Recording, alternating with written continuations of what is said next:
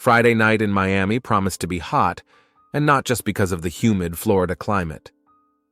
Trent Caulfield adjusted his shirt collar and glanced at his reflection in the mirror in the hallway of his apartment. 35 years old, and he still felt young enough to spend his weekends in clubs. His job as a sales manager at a car dealership was exhausting, but it paid well, which meant he could afford to let loose. The doorbell interrupted his thoughts. Tobias Milton stood in the doorway in his usual manner, smiling broadly and clearly ready for adventure. The friends had known each other for over 10 years, since college, and Tobias was always the one who could lift the mood even in the toughest times. "Ready to light up the night?" Tobias asked, slapping Trent on the shoulder. His job as an airline mechanic required precision and attention to detail, but in his free time, he was a real joker. "More than ready," Trent replied, locking the door. "Hope you picked a good place." "Sure, there's a new club on Ocean Drive. I hear the music is great and the girls are pretty." The drive to the club took about half an hour. They rode in Trent's car, discussing work, plans for the weekend, and the latest news. Trent talked about a difficult customer who couldn't decide on a car, while Tobias complained about another engine breakdown that had taken all week to fix. The Neon Club greeted them with pulsating rhythms and bright lights. The music was loud enough to feel the vibrations in their chests, but not so loud that they couldn't talk. The interior was striking with its modern design. Neon strips on the walls, glass tables, and a spacious dance floor in the center of the room. Finding a free table near the bar, the friends ordered cocktails and began to observe the crowd. There were enough people, but not too many, just right for a comfortable evening. Most of the patrons were about their age, dressed stylishly but without excessive pretension. "Look." Tobias nodded toward the dance floor where two girls were dancing to the rhythmic music. "Those two hotties. What do you think?" Trent followed his friend's gaze and saw two African-American women who were indeed eye-catching. One of them was tall and slender, with long, wavy hair that fell beautifully over her shoulders. She moved with a special grace, as if dancing was second nature to her. The second girl was slightly shorter but no less attractive, with short hair and a bright smile. "Let's go over," Tobias suggested, but Trent hesitated. "I don't know, maybe we shouldn't." "Come on, Trent. When was the last time you met someone new? A month ago? 2? Trent knew his friend was right. After a failed relationship 6 months ago, he had withdrawn into himself, focusing only on work. Maybe it was time for a change. They approached the edge of the dance floor and waited for the right moment. When the song ended, the girls headed for the bar, and Tobias decisively blocked their path. "Excuse me, ladies, may we get to know you?" His voice sounded confident but polite. The tall girl with long hair smiled and nodded. "Of course, I'm Maria Frost, and this is my friend Harmony Lynch."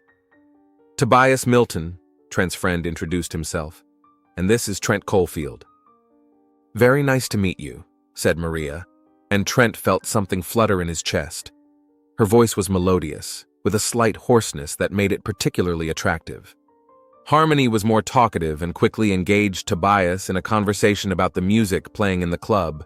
Trent found himself staring at Maria and unable to look away. She was beautiful in a natural way that didn't require too much makeup or flashy clothes. "Do you come here often?" Trent asked, realizing how banal the question was, but unable to think of anything better. "Not really. Harmony dragged me here, said I needed to have more fun." Maria laughed, and to Trent, that laugh was the most pleasant sound in the world. "And you?" "Not often either. Work takes up a lot of time." "What do you do?" "I sell cars. What about you?" "I work as an administrator at a medical clinic. It's not the most fun job, but it's stable." The conversation gradually became more relaxed. Maria talked about how she moved to Florida 3 years ago from Georgia, about her love of dancing and movies. Trent shared stories about his clients, some of whom were so eccentric that they were hard to believe. When a slow song came on, Trent mustered up the courage to ask Maria to dance. She accepted without hesitation, and they headed to the dance floor. Her hand in his was warm and soft, and as they began to move slowly to the rhythm of the music, Trent felt a sense of calm and peace he hadn't felt in a long time. "You're a good dancer," Maria whispered in his ear. "Thanks." although I have to admit I'm a little nervous. Why? I haven't danced with such a beautiful girl in a long time. Maria smiled, and Trent saw her cheeks turn slightly pink. The rest of the world seemed to disappear. There were only the two of them, the music, and the slow rhythm of their movements. The evening flew by. They danced, talked, and laughed at Tobias and Harmony's jokes. Around midnight, the girls said it was time to go. Maria, Trent caught her hand as she was about to put on her jacket. Maybe we could see each other again? I mean, go somewhere, just the two of us? She looked at him intently, as if assessing him, and Trent felt his heart beat faster. I'd like that, she finally said. They exchanged phone numbers, and Trent walked the girls to their taxi. When the car disappeared into the night, he returned to Tobias with a big smile on his face. So how did it go? His friend asked. I think I have a date. The first date took place 3 days later. Trent invited Mary to a small restaurant by the ocean that served excellent seafood. He was as nervous as a schoolboy before his first date, changing his shirt several times and preening in front of the mirror. Maria appeared in a simple but elegant sea-green dress that accentuated her figure without being too revealing. She wore her hair in a loose bun with a few strands falling out, giving her a slightly disheveled but very attractive look. Dinner went wonderfully. They talked about everything and nothing, their favorite movies, books, places they wanted to visit.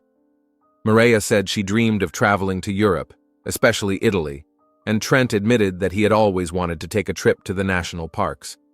After the restaurant, they walked along the waterfront, enjoying the warm evening breeze and the sound of the waves. Trent felt incredibly comfortable around Maria. With her, he didn't have to pretend or play a role. She accepted him for who he was. Their second date followed a week later. This time they went to the movies and then sat in a cafe for a long time discussing the film. Their third date was a walk in the park and a picnic on the grass. The fourth was bowling, where they laughed at Trent's clumsy attempts to knock down the pins. With each meeting, Trent felt himself becoming more attached to Maria. She wasn't just beautiful, she was interesting, kind, and had a good sense of humor. They could talk for hours without noticing the time, or just sit silently together, enjoying each other's company. A month later, after another date, as they sat in his car outside her house, Trent decided to have an important conversation. Maria, I need to tell you something. I'm listening. She turned to him, her eyes looking especially bright in the streetlight. I really enjoy spending time with you. These past few weeks have been special. I think I have serious feelings for you. Maria was silent, and Trent felt himself getting more and more nervous. I want us to be together, officially, to have a relationship. Trent, she began, but he cut her off. I understand that this may seem rushed. If you need time to think. No, Maria said softly. I don't need time. Yes, I agree. I have feelings for you too. Trent felt a huge weight lift off his shoulders. He leaned in and kissed her, gently, carefully, as if afraid to ruin the moment. The next day, he called Tobias and asked to meet. They met at the same bar where they usually spent their evenings when they had something important to discuss. You look like you won the lottery, Tobias remarked as he sat down across from his friend. That's pretty much how it is. Trent couldn't hide his smile. Maria and I are dating now, officially. Congratulations. I've seen how happy you've been these past few weeks. She's obviously made a big impression on you. She's amazing, Tobias. Smart, beautiful, kind. I can't believe I'm so lucky. Well, here's to your happiness. Tobias raised his beer glass. And thanks for introducing me to Harmony that night. We're getting along pretty well, too. Really? You didn't tell me. I wanted to see how things went. But yes, we've been out a few times. She's a wonderful girl. Trent told his friend about his plans, how he wanted to introduce Maria to his parents when they came to visit next month, about the vacation they had already started planning together. You know, Tobias, I think she's the one I want to spend the rest of my life with. Really? Are you sure you're not rushing into this? I'm not rushing. I just know.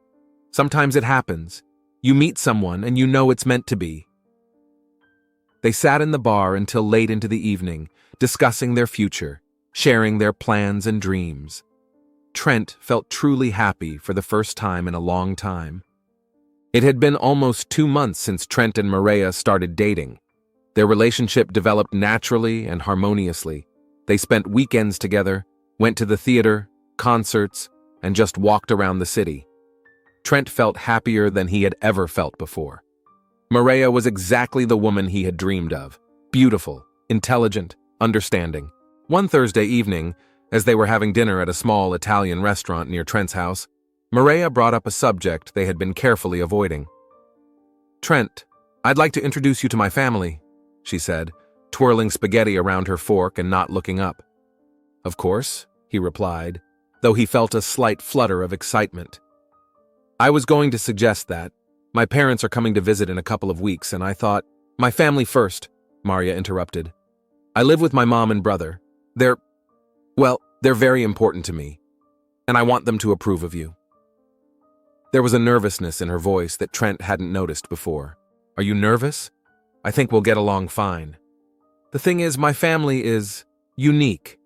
My mom is very religious, and my brother Damon, he can come across as a little harsh, but he's a good guy, you just have to understand him." Trent took her hand and placed it on the table. "Don't worry, I'm sure everything will be fine. When would you like to do this?" "This Saturday? My mom makes amazing roast chicken. She'd love to meet you." "It's a date." Trent spent the rest of the week feeling slightly nervous. He understood how important her family's opinion was to Maria, and he wanted to make a good impression. He bought a bouquet of flowers for her mother and a box of expensive chocolates, and picked out his best shirt and pants. Saturday was sunny and warm, typical of a Florida fall. Maria gave him the address, a small house in one of Miami's working-class neighborhoods. When Trent pulled up to the address, he saw a modest one-story building with a small yard surrounded by palm trees. The house was old but well kept. The white walls were freshly painted, and the lawn was neatly mowed. Maria met him at the door. She was wearing a simple dark blue dress and looked especially beautiful, but Trent noticed a slight tension in her movements. "Ready?" she asked, adjusting his tie. "Ready," he nodded, though his heart was beating faster than usual. The front door opened directly into the living room, which was decorated in warm colors. The walls were adorned with religious paintings and family photographs. The furniture was simple but comfortable: a large sofa, a coffee table, and a television in the corner. "Mom, this is Trent," Maria introduced him. A woman of about 55 came out of the kitchen, short and plump, with a kind face and graying hair pulled back into a neat bun. She wiped her hands on her apron and smiled shyly. "Mrs. Frost, it's very nice to meet you," Trent said, handing her the flowers. "Thank you for inviting me." "Oh, how beautiful. Thank you, dear. Just call me Dorothy. Maria has told me so much about you." Dorothy's voice was soft and melodious, with a slight southern accent. She was clearly just as nervous as Trent, which calmed him down a little. "Where's Damon?" Maria asked, looking around. "He's in his room. He said he'd be out for dinner," her mother replied. "Come on into the kitchen, I'm just finishing dinner." The kitchen was small but cozy. It smelled of roast chicken, baked vegetables, and freshly baked bread. Dorothy bustled about the stove, constantly stirring and checking something. "Can I help with anything?" Trent offered. "Oh no, dear, sit down." Trent was about to say something, but at that moment, heavy footsteps were heard, and a man entered the living room. Damon Frost was about 6 feet tall, broad-shouldered, with muscular arms covered in tattoos. He was wearing a black t-shirt and jeans, and a heavy gold chain hung around his neck. "Damon, meet Trent," said Maria, and Trent felt her tense up beside him. Damon silently extended his hand. His handshake was firm, almost painful, and his gaze was searching and unfriendly. "So you're the Trent," he said finally. His voice was low and hoarse. "Maria has told me a lot about you." "Hopefully good," Trent tried to joke, but his smile was forced. "We'll see," Damon replied without smiling back. The awkward silence was broken by Dorothy's voice from the kitchen. "Kids, dinner's ready." The dining table was set with the best tableware: white plates with gold rims, silver cutlery, and water glasses. In the center were dishes of roast chicken, mashed potatoes, green beans, and corn. Everything looked appetizing and smelled delicious. "Dorothy, this looks amazing," said Trent, taking the seat the hostess had shown him. "These are my grandmother's family recipes," she replied proudly. "Maria is also a good cook. I taught her." Damon sat down opposite Trent and continued to study him. Trent felt like a defendant before a strict judge. "Damon, say thank you," his mother asked. Everyone bowed their heads, and Damon said a short prayer. His voice sounded monotonous, as if he were repeating memorized words without much enthusiasm. The first few minutes were spent in silence. Dorothy kept offering seconds, Maria tried to keep the conversation light, and Damon cut his meat intently, not looking up from his plate. "Trent, Maria said you sell cars?" Dorothy finally said. "Yes, I've been a manager at a car dealership for 5 years. It's a good job, nice people." "You must make a lot of money," Damon interjected, a hint of irony in his voice. "Enough to live comfortably," Trent replied cautiously. "What kind of car do you drive?" "A 2018 Chevrolet Camaro." "Not bad. I prefer German cars. BMW, Mercedes. The quality is different." "Do you have a car?" Trent asked, trying to keep the conversation going. "Yes, a BMW X6, black with a leather interior." Trent knew that cars like that were very expensive, and he was surprised. Maria had said that her family wasn't very well off, and a BMW X6 cost more than $50,000. "Where do you work?" he asked. Damon slowly raised his eyes and looked at Trent. There was something cold and warning in his gaze. "I have my own business," he said curtly. "What kind of business?" "Damon, tell Trent about your new job," Dorothy interjected hastily, but her son shook his head. "I don't think he's interested." An awkward silence hung in the air. Maria nervously fiddled with her napkin, and Dorothy busily offered more food. "Are you serious about my sister?" Damon asked suddenly. "Damon!" Maria exclaimed indignantly. "What? It's a fair question. A man should be responsible for his actions." Trent felt himself blushing, but tried to answer honestly. "Yes, my intentions are serious. I care deeply about Maria." "Care," Damon repeated with a smirk. "Nice words, but what exactly does that mean?" "It means I want to be with her, support her, make her happy." "And how long will that last? A month? A year? And then you'll find someone younger?" "Damon, stop," Dorothy interjected, but her son ignored her. "Maria is a special girl. She's had a lot of problems in her life, and I don't want anyone to hurt her."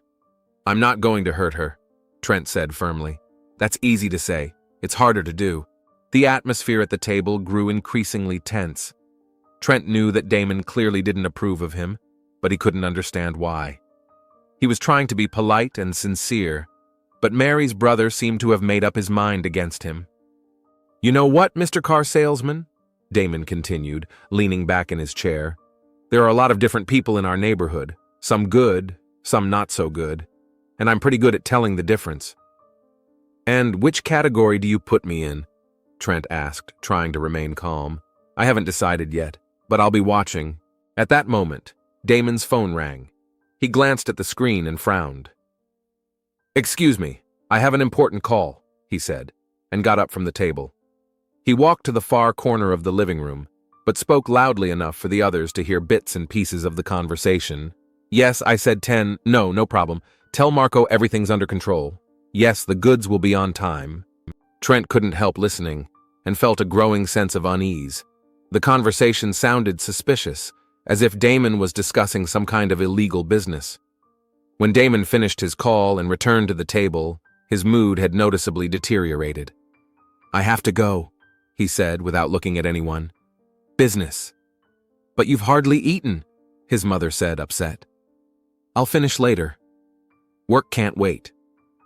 He grabbed his leather jacket from the back of the chair and headed for the door, but stopped and turned back to Trent. "It was nice meeting you. I hope we'll see each other again." There was something threatening in his tone that made Trent shiver. After Damon left, the atmosphere lightened a little, but Trent could see how upset Maria was.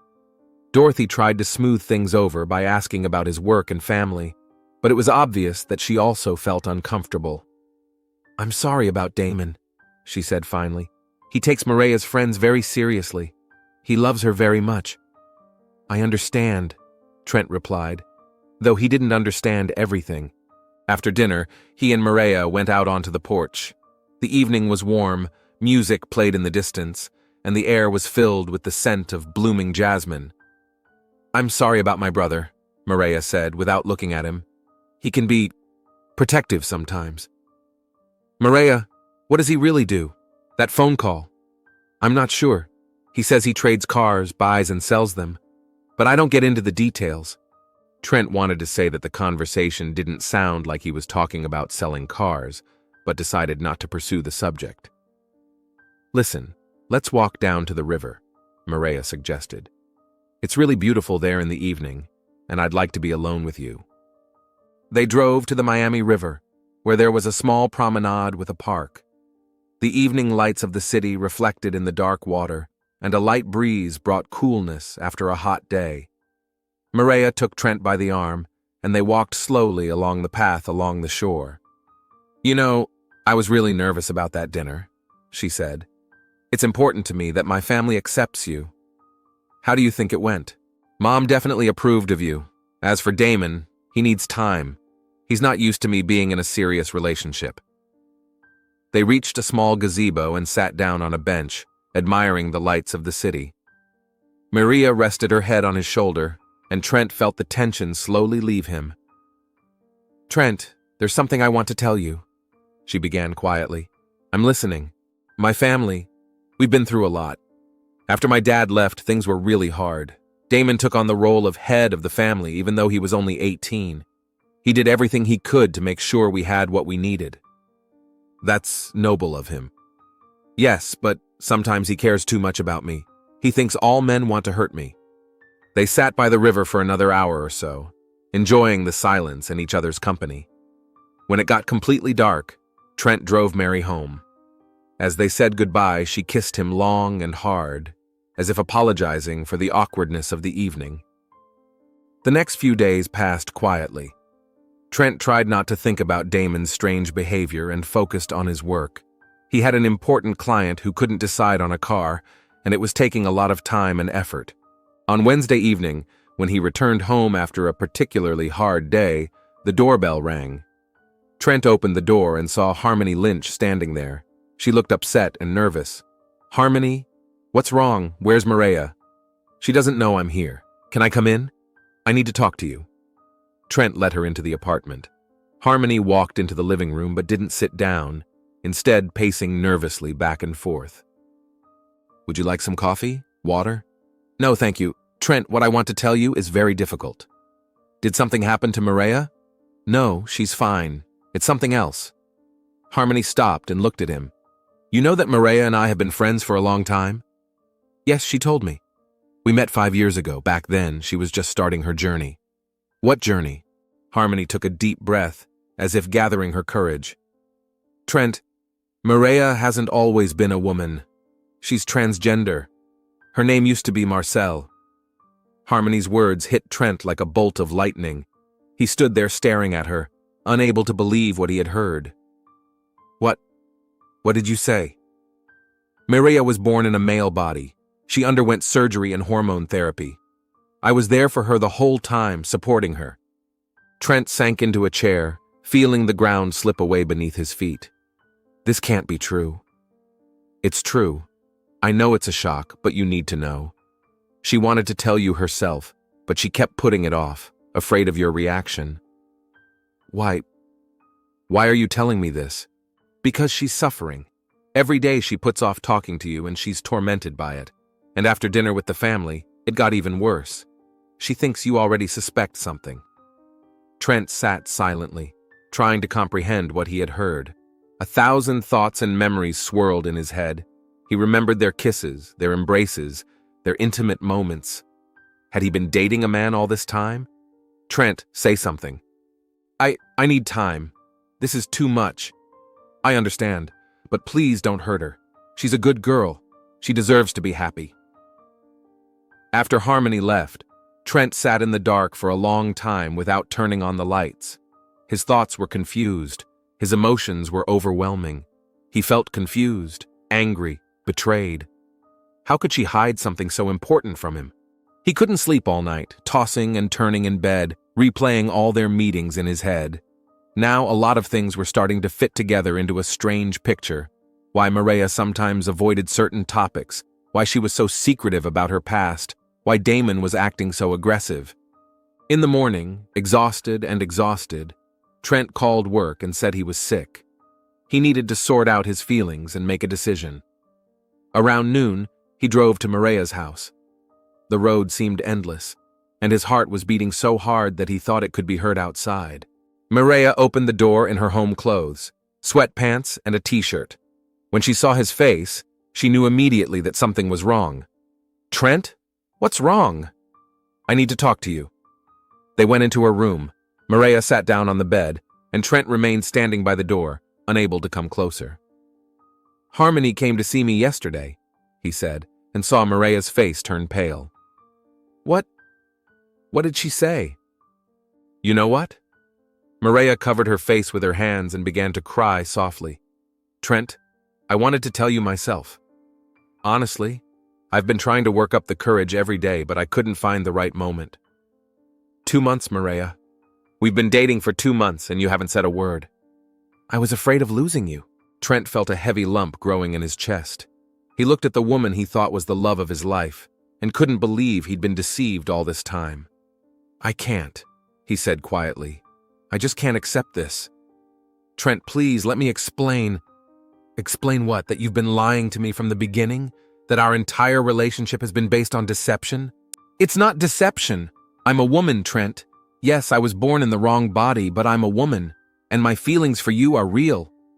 Trent shook his head. "I'm sorry, but this isn't for me. I can't continue this relationship." "You don't even want to try to understand?" "Maria, I respect who you are, but I'm not ready for this kind of relationship. It doesn't change who you are as a person, but I can't be with you." Tears streamed down Maria's cheeks, and Trent felt his own heart ache. But the decision had been made. "I'm really sorry," he added. "I mean it." He turned and walked out of the room, leaving Maria alone with her tears. After breaking up with Maria, Trent spent 3 days in a state of depression. He didn't leave his apartment, took time off work, and just lay on the couch, replaying the events of the last few months in his head. Tobias called several times, but Trent didn't answer. He didn't want to talk to anyone. On Thursday evening, as he was watching TV without really paying attention to what was happening on the screen, there was a sharp knock at the door. Trent got up reluctantly, thinking it was Tobias again, deciding to visit him in person. When he opened the door, he saw Damon Frost. Maria's brother stood in the doorway wearing a black leather jacket, jeans, and heavy boots. His face was grim, and his eyes betrayed his poorly concealed anger. "We need to talk," Damon said, not waiting for an invitation and entering the apartment. Trent stepped back, feeling an unpleasant sensation in his stomach. "Listen, Damon, if this is about Maria, of course it's because of her. Did you think you could just come in here, break her heart, and walk away like nothing happened?" Damon walked into the living room and turned to Trent. Even in the enclosed space, he seemed huge and threatening. "This is between me and Mary," Trent said, trying to remain calm. "You have no right—" "No right?" Damon interrupted with a smirk. "She's my sister, my only sister, and I won't let anyone hurt her. I didn't mean to hurt her. It just happened." "Circumstances," Damon repeated, taking a step closer. "Do you know what she's been doing for the last 3 days? Crying, not eating, not sleeping, just crying." Trent felt a pang of guilt, but he tried to suppress it. "It's not easy for me either, but I can't be with her knowing." "Knowing what? That she's strong enough to be who she wants to be? That she's been through hell to find herself? That's irrelevant. I'm just not ready for a relationship." Damon nodded slowly, as if taking in the information. Then he suddenly grabbed Trent by the shirt and pinned him against the wall. "Listen to me carefully, car salesman," he hissed, his face inches from Trent's. "Maria is a good girl, better than you deserve, and if you think you can just walk out of her life without any consequences, you're wrong." "What do you want from me?" Trent managed to say. "Justice. Maria gave you her heart, and you trampled on it. Now you have to pay for that." Damon let go of Trent and took a step back. "You have time to think about it. You can go back to her, apologize, and continue your relationship. Or what? Or you'll find out what happens to people who hurt my family. Damon headed for the exit but stopped at the door. You have a week. Don't make me come back.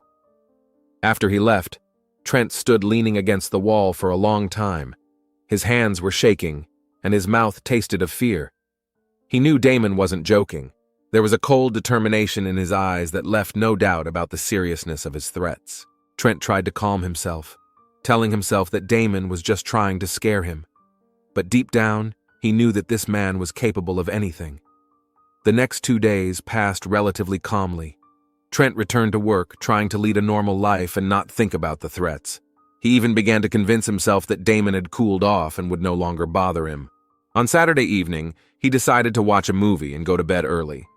Around 11 o'clock, he was already lying in bed with a book when suddenly there was a loud crash and his bedroom window shattered into pieces. Trent fell to the floor, covering his head with his hands to protect himself from the shards of glass. His heart was beating so hard that he could hear it pounding in his ears. When the noise subsided, he cautiously raised his head. There was a hole in the wall, a clear sign that a bullet had passed through. With trembling hands, he grabbed the phone and dialed 911, but then stopped. What would he tell the police? That someone had shot at his window? What if they started an investigation and found out about Damon's threats? Trent knew that getting involved with Maria's brother could be dangerous, not just for him but for everyone else as well. He put the phone down and cautiously approached the broken window. The street was quiet. No one was in sight. The shooter had long since disappeared. Trent didn't sleep a wink all night, flinching at every sound. He knew it was a warning. Next time, the bullet could hit him. In the morning, he couldn't take it anymore and drove to Maria's house. He had to resolve this situation before it went too far. The Frost family home looked peaceful in the morning light. Trent parked and sat in his car for a few minutes, gathering his courage. Then he got out and walked purposefully toward the front door. Maria opened the door. She looked pale and tired, her eyes red from crying. When she saw Trent, she was happy at first, but then her face became wary. What are you doing here? I need to talk to you. It's important. Maria hesitated, but then let him in. They went into the living room, where everything reminded them of that ill-fated dinner. Where's your brother? Trent asked. He's asleep. Why? Trent sighed deeply. Maria, your brother threatened me, and last night someone shot at my apartment window. Maria's face turned even paler. Are you sure it was Damon? Who else? He made it clear that if I didn't come back to you, I'd regret it. Maria sank into a chair and covered her face with her hands. My God, I hoped he wouldn't. So you knew he might do this? Damon is very protective of me, sometimes too much. Maria, I'm going to call the police if this doesn't stop. I'm not going to live in fear. She looked up sharply. No, you can't do that. Why not? Because Damon has problems with the law. If the police start digging, he could go to prison. So what? Maybe he belongs there if he shoots people. Trent, please, let me talk to him. I'll explain that it's over between us. You think that'll help? Maria paused, and something cold appeared in her eyes. You know what? Maybe Damon is right. What do you mean? You hurt me. You hurt me a lot. Maybe you really do deserve to be punished for it. Trent couldn't believe what he was hearing. Maria, do you realize what you're saying? Your brother could kill me. I'm not asking him to kill you, but maybe scaring you a little will teach you something. Teach me what? That you can't be honest in a relationship? That you can't play with people's feelings? She stood up and walked over to the window, turning her back on him. You know, Trent, I thought you were special, that you could accept me for who I am, but you're just like everyone else. Maria, go away, and don't come back. What happens next is none of my business. Trent realized there was nothing more to say. Maria had taken her brother's side, and now he was alone against them both. He returned home and spent the day in anxious anticipation. By evening, his nerves were on edge. He dialed Tobias's number several times but couldn't bring himself to call. How could he explain the whole situation to his friend? It was a particularly dark night. The moon was hidden behind clouds, and the street lights gave off only a faint glow. Trent lay in bed, listening to every sound. Around 2 in the morning, he finally began to fall asleep when he heard a soft scraping at the front door. His heart began to race. Trent carefully got out of bed and crept to the window. There was a dark car in the street that he hadn't seen before. Suddenly, the front door burst open. 2 men in dark clothes and masks burst into the apartment. One of them was tall and muscular, clearly Damon. The second was shorter but no less imposing. "Where is he?" Trent heard Damon's familiar voice. Trent tried to hide in the closet, but it was too late. The men burst into the bedroom and grabbed him. "Hello, car salesman," Damon said, removing his mask. "Time's up." The second man was an African-American in his 30s with cold eyes and a scar on his cheek. Trent didn't know him, but he realized he was one of Damon's accomplices. "What do you want?" Trent asked, trying not to show his fear. "You were warned, but you didn't listen. Now we'll have to do things differently." Damon's accomplice punched Trent in the stomach, and he doubled over in pain. Then they tied his hands and taped his mouth shut. "Get dressed," Damon ordered. "We're going for a drive."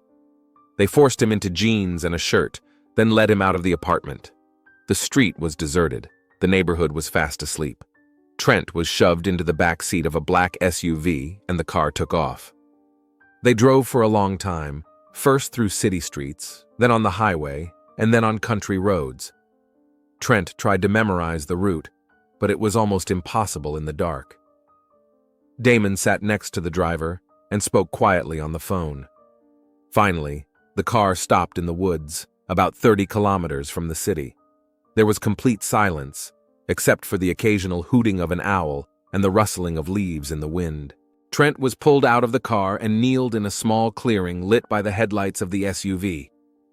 Damon stood in front of him and removed the tape from his mouth. "Now let's talk like men," he said. "Damon, listen to me." "No, you listen. You have one last chance to fix this." At that moment, another figure emerged from the woods. Trent recognized Mary with horror. She was dressed in dark jeans and a jacket, her hair pulled back in a ponytail. There was no trace of the tears he had seen in her eyes that morning. "Mary, what are you doing here?" Trent asked. "I came to hear your answer," she said coldly. Damon took the gun out of his jacket and checked the magazine. The metal glinted ominously in the headlights. "So, car salesman, you have a choice. You can go back to Maria, apologize for your behavior, and continue your relationship. Then we'll forget this whole unpleasant episode. And if I refuse?" Damon pointed the gun at his head. "Then you won't hurt anyone else." Trent looked at Maria, hoping to see at least a hint of sympathy in her eyes. But she looked at him with cold indifference. "I'm waiting for your answer," Damon said. Trent closed his eyes and tried to collect his thoughts. He could agree, go back to Mary, pretend everything was fine. Maybe later he could find a way to free himself from this relationship. But something inside him protested against such a decision. "I can't," he said finally. "I can't be with someone who agreed to that, and I can't build a relationship under the threat of death." Maria flinched as if she had been slapped. "So I'm that repulsive to you?" "It's not about who you are. It's about what you allowed to happen." "I let it happen?" Maria's voice broke.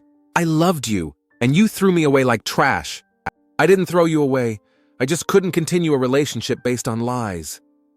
Damon shook his head. "Too bad. I hoped you'd be smarter than that." He pointed the gun away and fired into the air. The crack of the shot echoed through the forest, startling the birds. Then he pointed the gun back at Trent. "Last chance, yes or no?" Trent looked down the barrel of the gun and felt a strange calmness. He was no longer afraid. If this was the end, then so be it. But he would not live in a world of lies and coercion. "No," he said firmly. Damon's face did not change. He slowly pulled the trigger. The shot rang out like thunder in the night. Trent's body fell to the grass. Maria sobbed and turned away. Damon calmly put away the gun and nodded to his accomplice. "Bury him here. Deeper." An hour later, silence returned to the forest. The black SUV disappeared into the night, leaving behind only fresh earth beneath an old oak tree and a few withered leaves on the grave of a man who had refused to live by someone else's rules.